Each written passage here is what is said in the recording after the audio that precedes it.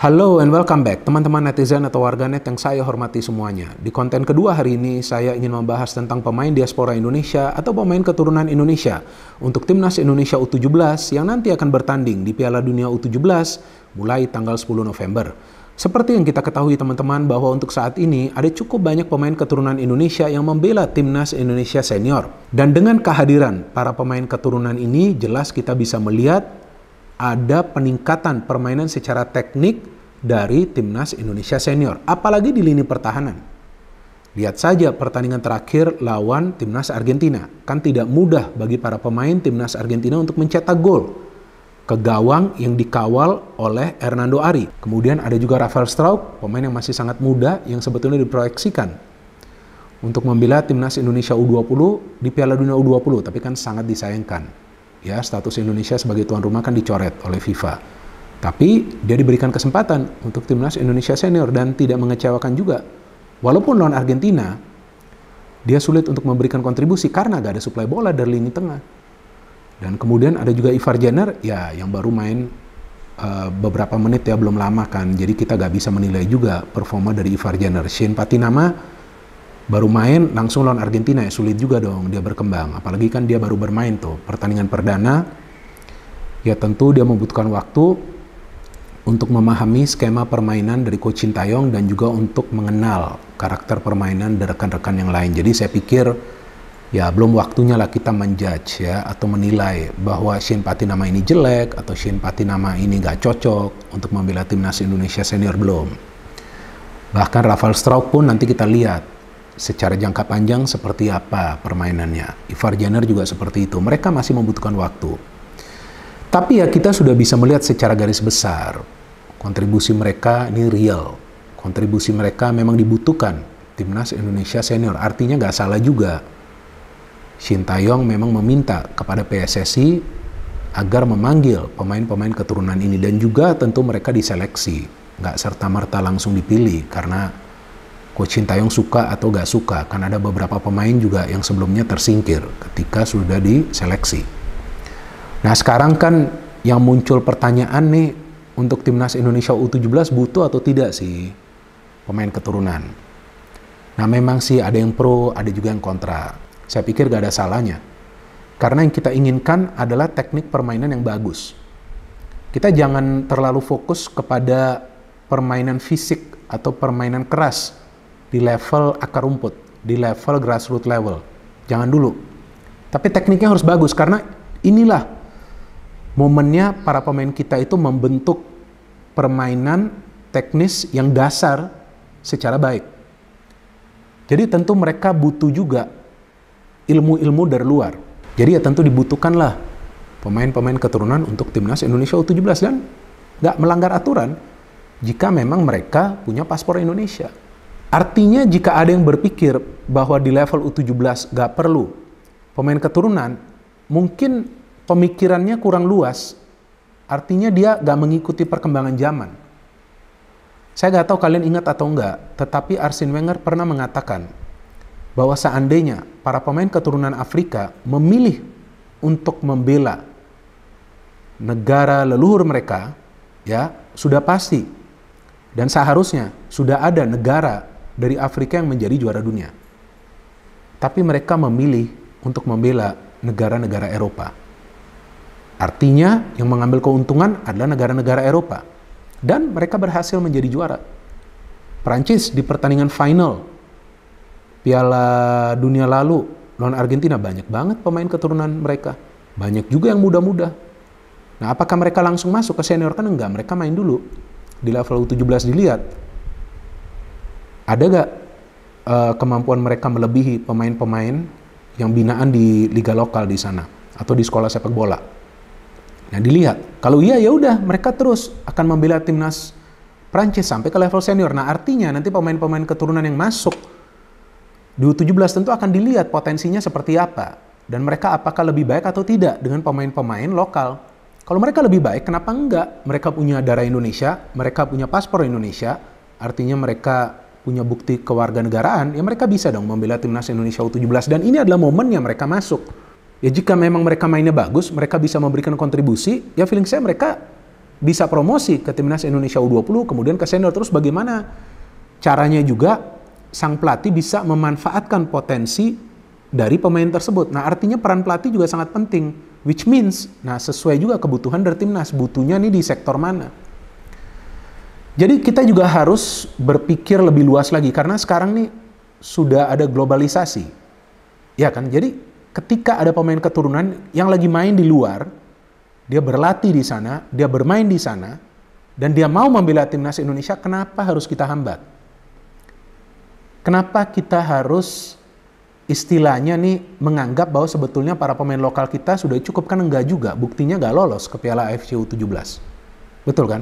Ya memang pada saat itu nggak perlu pemain keturunan, tapi dengan terlihat kegagalan itu kan sekarang kita perlu. Dan kita akan bermain di Piala Dunia, bukan di Piala Asia. Terus targetnya seperti apa? Gak mungkin dong kita masa sebagai tuan rumah hanya ingin menjadi pengembira, kan enggak. Minimal kita harus lolos dari fase grup. Kalau kita bisa masuk semifinal, kenapa enggak? Kalau bisa masuk final, kenapa enggak? Kalau bisa menjadi juara, kenapa enggak? Apa yang dibutuhkan? Pemain-pemain diaspora ini yang sudah bermain di luar, teknik permainannya tinggi. Nah, tentu mereka juga harus diseleksi, gak bisa serta-merta masuk kan. Jadi Coach Bima Sakti pun harus seleksi. Dan yang saya baru baca beritanya tadi, ya tentu ini juga berita yang menggembirakan ya, bahwa Coach Bima Sakti terbuka untuk menerima pemain-pemain diaspora Indonesia ini, dan tentunya dia akan seleksi dulu. Artinya Coach Bima Sakti sendiri paham bahwa memang dibutuhkanlah pemain-pemain keturunan Indonesia ini. Tapi kan dia juga nanti akan seleksi, dilihat apakah lebih baik daripada pemain-pemain yang nanti akan diseleksi, pemain-pemain lokal lainnya. Kalau lebih baik, kenapa enggak? Pasti dia akan memasukkan pemain tersebut sebagai bagian dari skuad timnas Indonesia U17. Dan dari berita yang saya baca dari akun Instagram Pak Hamdan Hamidan yang sebelumnya pernah saya kolaborasikan di channel YouTube Triple B, nah saya baca dari akun IG dia, ternyata ada sekitar 30 pemain keturunan Indonesia yang bisa masuk ke timnas Indonesia U17, dan ada 10 pemain, sekitar 10 pemain yang sudah punya paspor. Nah ini kan kesempatan yang baik bagi kita untuk melihat potensi mereka tuh seperti apa. Jadi saya pikir jika kita gak welcome mereka, ya kita salah juga. Kenapa? Karena ini momen untuk bisa meningkatkan permainan secara teknik dari timnas Indonesia U17 kita yang sebelumnya sudah gagal untuk lolos ke Piala AFC U17. Dan gak bisa juga kita serta-merta hanya menyalahkan Coach Bima Sakti. Jadi lihat juga pemainnya bisa atau enggak, perform bisa atau enggak, bermain under pressure. Nah jadi dibutuhkan pemain-pemain keturunan ini yang sudah terbiasa bermain di liga luar dan bermain secara reguler loh mereka. Bahkan ada satu pemain tuh Welber Jardim tuh, saya baca beritanya di handphone, Ya kan sekarang kita semua akan bacanya secara digital. Main di Sao Paulo loh dia. Nah, dan seandainya nih dia diseleksi, dia mainnya bagus, dia bisa meningkatkan level permainan dari timnas Indonesia U17, terus kemudian kita jaga dia supaya dia nanti bermain di timnas Indonesia U20, kemudian dia bermain di senior, kan bagus bagi kita. Gak ada salahnya Maroko di Piala Dunia lalu bisa masuk sampai semifinal. Kalau nggak ada pemain keturunan mereka, gak mungkin mereka lolos sampai ke semifinal. Kalau nggak salah ada 19 pemain keturunan, bahkan pelatihnya juga adalah pelatih keturunan, yang mukanya mirip saya kan, senggol dong. Nah artinya pemain-pemain keturunan atau pemain diaspora Indonesia ini penting. Jangan dilihat U17, U20, senior, enggak. Kalau di setiap level itu ada, kenapa nggak kita welcome? Betul kan? Mereka punya darah Indonesia, kalau nggak orang tuanya, kalau nggak kakek atau neneknya. Nah kan bagus kalau mereka mau. Bahkan media Malaysia itu sampai kaget atau mungkin juga bingung. Kok bisa para pemain keturunan ini ketika National Anthem dinyanyikan, lagu Indonesia Raya, lagu kebangsaan Indonesia Raya dinyanyikan, mereka hafal. Mereka hafal. Artinya apa? Mereka menjiwai teman-teman. Kita sebangsa setanah air. Kita lihat mereka tuh menjiwai, mereka mau membela timnas Indonesia. Bukan karena ada hal-hal lain, enggak. Mereka mau bermain, mereka ingin memberikan yang terbaik. Dan beberapa di antara mereka sudah menunjukkan kualitas mereka. Padahal mereka masih muda. Elkan Bagot, 20 tahun, main di timnas Indonesia senior, bagus permainannya. Rafael Struijk, oke lah, lawan Argentina dia gak bisa perform. Seperti yang tadi saya katakan, suplai bolanya gak ada. Tapi dia menjanjikan juga. Jadi sekarang adalah proses yang akan berjalan. Dari Coach Bima Sakti untuk melihat potensi dari pemain-pemain yang masih muda ini, yang masih berada di grassroots level. Nah, jika mereka di grassroots level saja teknik dasarnya sudah bagus, ambil. Jadi pemain-pemain lain, pemain-pemain lokal lain itu otomatis akan terupgrade level permainan mereka. Karena para pemain keturunan ini yang biasa berlatih di luar negeri, yang biasa bermain di luar negeri, bisa transfer ilmu juga. Itu yang harus kita pahami. Jadi jangan pemikiran kita sempit gini. Buka pikiran kita. Buka pikiran kita. Kita welcome mereka. Kalau memang mereka gak sesuai dengan potensi, gak sesuai dengan kebutuhan, gak masalah. Tapi kalau saya mencermati, kita membutuhkan pemain-pemain keturunan ini. Dan ya Coach Bima Sakti sekarang sudah mengatakan, ya gak apa-apa, kita seleksi. Dan setahu saya Coach Bima Sakti adalah pelatih yang bijak. Ya, jangan juga kita menghujat dia, teman-teman. Saya sudah mengatakan di konten sebelumnya, jangan kita menghujat dia. Dia belum juga bekerja, kasih dia bekerja. Kasih dia bekerja, kita support dia secara total. Sekarang kan lihat saja, dia welcome idenya, ayo panggil pemain-pemain diaspora, dilihat seleksinya seperti apa ya. Tinggal sekarang komunikasi antara PSSI dengan klub-klub mereka ya, karena sebagian di antara mereka membela klub di sana di level U17. So bagus kan, mereka sudah bermain secara reguler.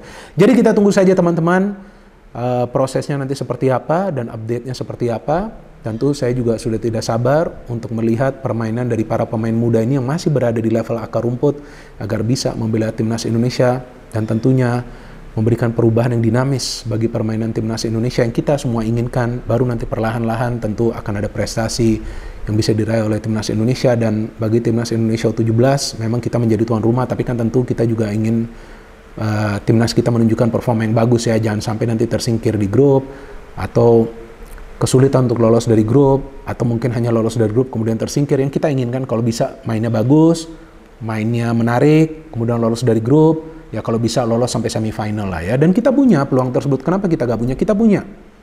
Tinggal bagaimana sumber daya pemain yang kita punya di sini plus pemain-pemain keturunan ini digabungkan, baru kita bisa menjadi kekuatan yang dahsyat. Kita tunggu saja teman-teman nanti perkembangan dari pemain-pemain diaspora atau pemain-pemain keturunan untuk timnas Indonesia U17. Dan nanti saya akan menanyakan dan meminta waktu dari Pak Hamdan Hamidan jika beliau tidak sibuk. Juga saya akan mengajak untuk berkolaborasi di channel YouTube Triple B, dan saya tentu nanti akan berdiskusi dengan beliau.